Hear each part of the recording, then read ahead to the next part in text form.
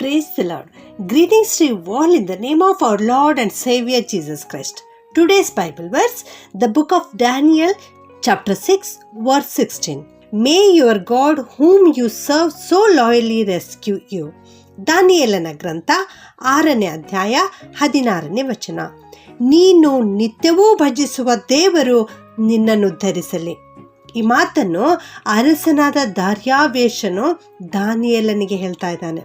ದಾನಿಯೇಲನನ್ನ ಸಿಂಹದ ಗವಿಯಲ್ಲಿ ಹಾಕಿದಾಗ ರಾಜನು ಈ ಮಾತನ್ನು ಹೇಳ್ತಾ ಇದ್ದಾನೆ, ನೀನು ನಿತ್ಯವೂ ಭಜಿಸುವ ದೇವರು ನಿನ್ನನ್ನು ಉದ್ಧರಿಸಲಿ ಎಂಬುದಾಗಿ. ಹೌದು, ಪ್ರತಿನಿತ್ಯ ದಾನಿಯೇಲನು ದೇವರಿಗೆ ಆರಾಧನೆ ಮಾಡುತ್ತಾನೆ, ಪ್ರಾರ್ಥನೆ ಮಾಡುತ್ತಾನೆ ಎನ್ನುವಂಥದ್ದನ್ನು ತಿಳಿದವನಾಗಿರ್ತಕ್ಕಂಥ ಆ ರಾಜನು ಈ ಮಾತನ್ನು ಹೇಳ್ತಾ ಇದ್ದಾನೆ.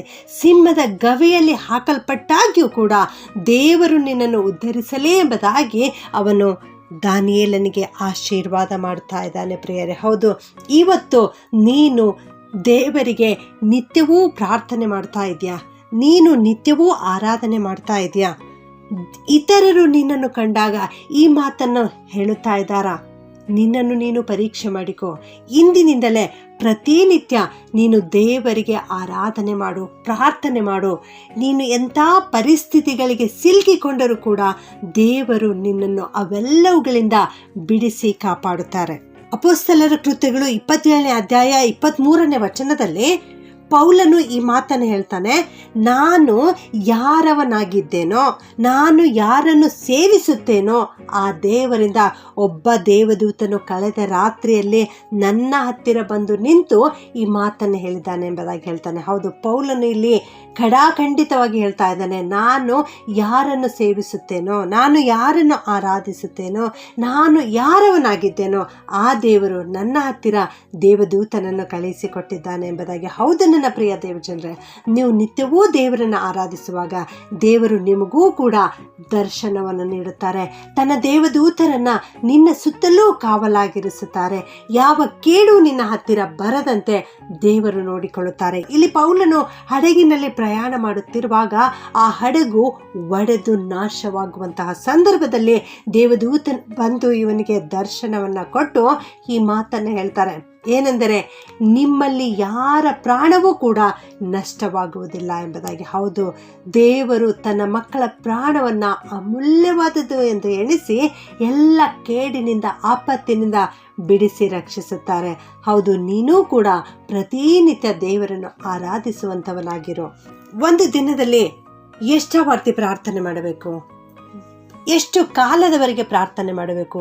ಈ ಪ್ರಶ್ನೆಗಳಿಗೆ ಸತ್ಯವೇದದಲ್ಲಿ ನಿರ್ದಿಷ್ಟವಾಗಿ ಉತ್ತರ ಸಿಗುವುದಿಲ್ಲವಾದರೂ ಕೂಡ ನಾವು ದೈವಿಕ ಪ್ರೀತಿಯಿಂದ ತುಂಬಲ್ಪಟ್ಟು, ಕ್ರಿಸ್ತನ ಪ್ರೀತಿಯಿಂದ ತುಂಬಲ್ಪಟ್ಟು ರಾತ್ರಿ ಹಗಲು ನಾವು ಪ್ರಾರ್ಥನೆ ಮಾಡಬೇಕು. ಪ್ರಿಯರೇ, ಕರ್ತನು ಆ ಪ್ರಾರ್ಥನೆಯನ್ನು ಕೇಳಿಸಿಕೊಂಡು ಉತ್ತರಿಸುವಾತನಾಗಿದ್ದಾನೆ. ಇಲ್ಲಿ ದಾನಿಯೇಲನ ಬಗ್ಗೆ ನಾವು ನೋಡ್ತೇವೆ, ಅಲ್ಲಿ ಯಾರಿಗೂ ಪ್ರಾರ್ಥನೆ ಮಾಡಬಾರದು ಎಂಬುದಾಗಿ ತಡೆಯಾಜ್ಞೆ ಇತ್ತು. ಆದಾಗ್ಯೂ ಕೂಡ ದಾನಿಯೇಲನು ದಿನಕ್ಕೆ 3 ಆವರ್ತಿ ಪ್ರಾರ್ಥನೆ ಮಾಡುವುದನ್ನು ಅವನ ಶತ್ರುಗಳು ಕಂಡರು. ಆದರೆ ದಾನಿಯೇಲನನ್ನು ಅರಸನು ಬಹಳವಾಗಿ ಪ್ರೀತಿಸ್ತಾ ಇದ್ದನು. ಅವನು ದಿನಕ್ಕೆ 3 ಆವರ್ತಿ ಅಲ್ಲ, ಸದಾ ಕಾಲ ಪ್ರಾರ್ಥಿಸ್ತಾನೆ ಎಂಬುದಾಗಿ ಅರಸನು ತಿಳಿದುಕೊಂಡಿದ್ದನು. ದಾನಿಯೇಲನನ್ನ ಸಿಂಹದ ಗವಿಯಲ್ಲಿ ಹಾಕಿದಾಗ ದಾರ್ಯಾವೇಶ ರಾಜನೂ ಕೂಡ ರಾತ್ರಿ ಇಡೀ ನಿದ್ದೆ ಮಾಡಲಿಲ್ಲ. ಮಾರನೆಯ ಬೆಳಿಗ್ಗೆ ಉದಯ ಕಾಲದಲ್ಲಿಯೇ ಆ ರಾಜನು ಎದ್ದು ದಾನಿಯೇಲನಿಂದ ಆ ಗವಿಯ ಸಮೀಪಕ್ಕೆ ಬಂದು ದುಃಖದ ಧ್ವನಿಯಿಂದ, ನೀನು ನಿತ್ಯವೂ ಭಜಿಸುವ ದೇವರು ನಿನ್ನನ್ನು ಸಿಂಹಗಳಿಂದ ಉದ್ಧರಿಸ ಶಕ್ತನಾದನೋ ಎಂಬುದಾಗಿ ಅಲ್ಲಿ ಪ್ರಶ್ನೆ ಮಾಡುತ್ತಾನೆ. ಪ್ರಿಯರೇ, ನೀನು ಪ್ರತಿನಿತ್ಯ ದೇವರನ್ನು ಆರಾಧಿಸುತ್ತೀಯಲ್ಲ, ನೀನು ಪ್ರತಿನಿತ್ಯ ದೇವರನ್ನು ಭಜಿಸುತ್ತೀಯಲ್ಲ, ಆ ದೇವರು ಈ ಸಿಂಹಗಳ ಬಾಯಿಯಿಂದ ನಿನ್ನನ್ನು ಉದ್ಧರಿಸಿದನೋ, ಸಿಂಹಗಳ ಬಾಯಿಯಿಂದ ನಿನಗೆ ಬಿಡುಗಡೆ ಕೊಟ್ಟನೋ ಎಂಬುದಾಗಿ ಬಹಳವಾಗಿ ದುಃಖದ ಧ್ವನಿಯಿಂದ ಇಲ್ಲಿ ಅರಸನು ದಾನಿಯೇಲನಿಗೆ ಕೂಗಿ ಕೇಳ್ತಾ ಇದ್ದಾನೆ. ಆಗ ದಾನಿಯೇಲನ ಉತ್ತರ ಏನಾಗಿದೆ ಎಂಬುದಾಗಿ ನಾವು ನೋಡುವುದಾದರೆ, ಅವನು ಹೇಳ್ತಾನೆ, ನನ್ನ ದೇವರು ತನ್ನ ದೂತನನ್ನು ಕಳುಹಿಸಿ ಸಿಂಹಗಳ ಬಾಯಿಯನ್ನು ಬಂಧಿಸಿದನು ಎಂಬುದಾಗಿ. ಪ್ರಿಯರೇ, ಹೌದು, ಅಲ್ಲಿ ದಾನಿಯೇಲನಿಗೆ ಯಾವ ಹಾನಿಯೂ ಕೂಡ ಆಗಲಿಲ್ಲ. ಯಾಕೆಂದರೆ ಅವನು ಪ್ರತಿನಿತ್ಯ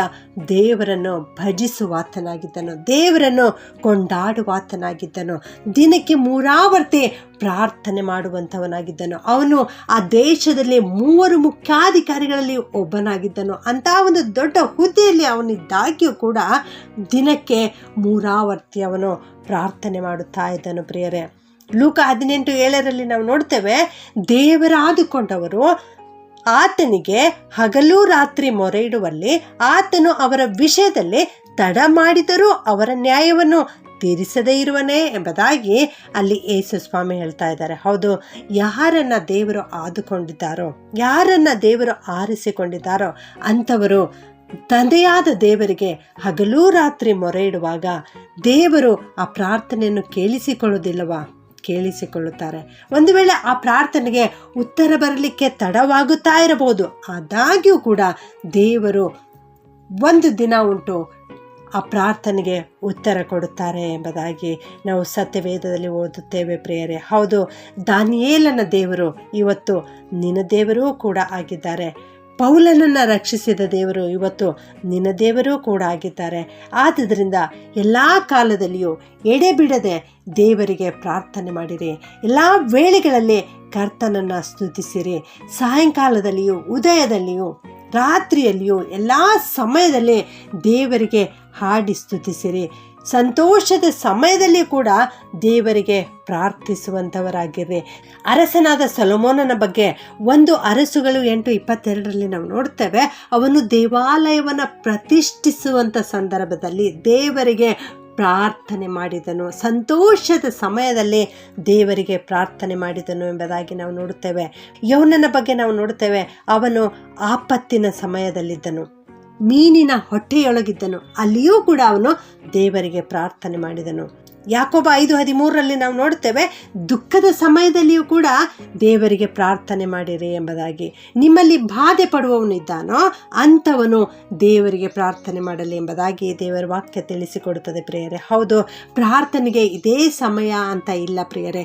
ಎಲ್ಲ ವೇಳೆಗಳಲ್ಲಿಯೂ, ಸಂತೋಷದ ಸಮಯದಲ್ಲಿಯೂ, ದುಃಖದ ಸಮಯದಲ್ಲಿಯೂ, ಆಪತ್ತಿನ ಸಮಯದಲ್ಲಿಯೂ, ಅನಾರೋಗ್ಯದಲ್ಲಿಯೂ, ನೀವು ಎಂಥ ಸಂದರ್ಭದಲ್ಲಿ ಸಿಲುಕಿಕೊಂಡಿದ್ದರೂ ಕೂಡ ನೀವು ಪ್ರಾರ್ಥನೆ ಮಾಡುವಾಗ, ನೀವು ಮೊರೆ ಇಡುವಾಗ ತಂದೆಯಾದ ದೇವರು ಅದೇ ಗಳಿಗೆಯಲ್ಲಿ ನಿಮ್ಮ ಪ್ರಾರ್ಥನೆಗೆ ಸದುತ್ತರವನ್ನು ಕೊಟ್ಟು ಪರಲೋಕದ ದ್ವಾರವನ್ನು ತೆರೆದು ನಿನಗೆ ಆಶೀರ್ವಾದವನ್ನು ನೀಡುವರು. ಆದುದರಿಂದ ನೀನು ದೇವರನ್ನು ನಿತ್ಯವೂ ಭಜಿಸುವಂಥವನಾಗಿರು. ಪ್ರಾರ್ಥನೆ ಮಾಡಿಕೊಳ್ಳೋಣ.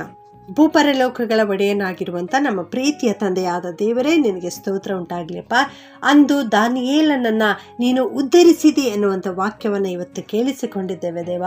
ನೀನು ನಿತ್ಯವೂ ಭಜಿಸುವ ದೇವರು, ನಿನ್ನನ್ನು ಉದ್ಧರಿಸಲಿ ಎನ್ನುವಂಥ ವಾಕ್ಯವನ್ನು ಇವತ್ತು ನಮಗೆ ಕಲಿಸಿಕೊಟ್ಟಿದ್ದೀರಿ ತಂದೆಯೇ. ಆದುದರಿಂದ ನಿಮ್ಮನ್ನು ಕೊಂಡಾಡ್ತೇವೆ ಕರ್ತನೆ. ಈ ವಾಕ್ಯ ಕೇಳಿಸಿಕೊಳ್ಳುತ್ತಿರುವ ನಮ್ಮೆಲ್ಲರನ್ನು ಸಹ ಆಶೀರ್ವಾದ ಮಾಡು ಸ್ವಾಮಿ. ನಮಗೂ ಕೂಡ ಇಂಥ ಒಂದು ಸೌಭಾಗ್ಯವನ್ನು ಒದಗಿಸಿಕೊಡು ಕರ್ತನೆ. ನಾವು ನಿತ್ಯವೂ ನಿನ್ನನ್ನು ಆರಾಧಿಸಲಿಕ್ಕೆ, ನಿನ್ನನ್ನು ಸ್ತುತಿಸಲಿಕ್ಕೆ, ನಿನ್ನನ್ನು ಕೊಂಡಾಡಲಿಕ್ಕೆ, ನಿನ್ನನ್ನು ಭಜಿಸಲಿಕ್ಕೆ ನಮಗೆ ಕೃಪೆ ಮಾಡು ಸ್ವಾಮಿ. ಎಡೆಬಿಡದೆ ನಿನ್ನನ್ನು ಕೊಂಡಾಡಲಿಕ್ಕೆ ಸಹಾಯ ಮಾಡು ಕರ್ತನೆ. ಅಪ್ಪ, ನಿನ್ನ ಸ್ತೋತ್ರವು ಯಾವಾಗಲೂ ನಮ್ಮ ಬಾಯಲ್ಲಿರಲಿಕ್ಕಾಗುವಂತೆ ಕೃಪೆ ಮಾಡು ಸ್ವಾಮಿ. ಕಷ್ಟ, ದುಃಖ, ಸಂತೋಷ, ಪ್ರತಿಯೊಂದೊಂದು ಸಂದರ್ಭದಲ್ಲಿ ದೇವರೇ ನಾವು ಪ್ರಾರ್ಥನೆ ಮಾಡಲಿಕ್ಕೆ ಕಲಿಸಿಕೊಡು ಕರ್ತನೆ. ಈ ಎಲ್ಲ ಪ್ರಾರ್ಥನೆಯನ್ನು ಯೇಸುವಿನ ನಾಮದಲ್ಲಿ ಬೇಡುತ್ತೇನೆ ತಂದೆಯೇ, ಆಮೆನ್.